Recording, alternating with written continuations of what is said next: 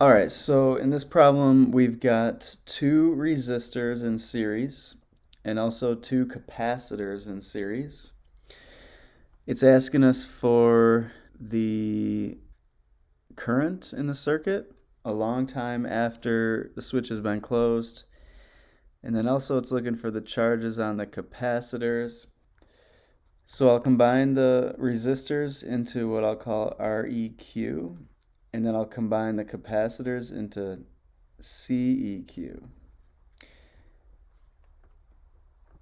So for resistors, when they're in series, we just want to add their resistances.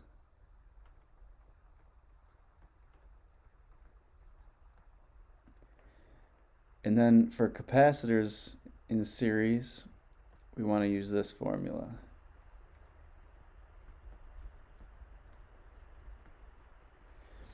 So I'll add 1800 ohms here plus 2300 ohms, 4100 ohms.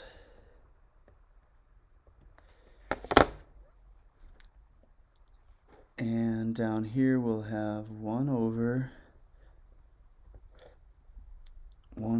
65 microfarads plus 1 over 20 microfarads.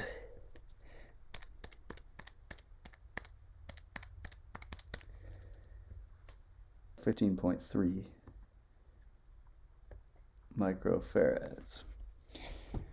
So now we would just use the same mathematics that we had used on previous RC circuits, but we'll just use that resistance and that capacitance. Now this one doesn't ask about the charge on the capacitor after a finite time. It wants the long time charge on the capacitors. So just like before, what's going to happen is our charge will start off at 0, uncharged, and then it'll build up toward that maximum. And so this one's a little bit easier in that it's not asking us for, how much charge is on there after one time constant, for example. It wants us to find the charge as t goes toward infinity. So that means we're just going to want to find Q max. And when it comes to the current, we said last time that the current will start with a high value once the switch is closed, and then it'll decay down to nothing as time goes on. So the answer to A then is going to be that the current is heading towards 0. Okay, so let's put in 0 there.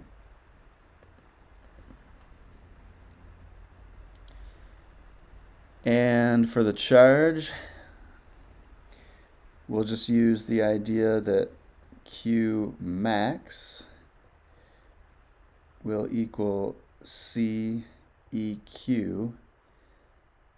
times delta V total. Okay, so if we analyze the new circuit, we assume that the voltage on the resistor equals 0 after a long time has passed.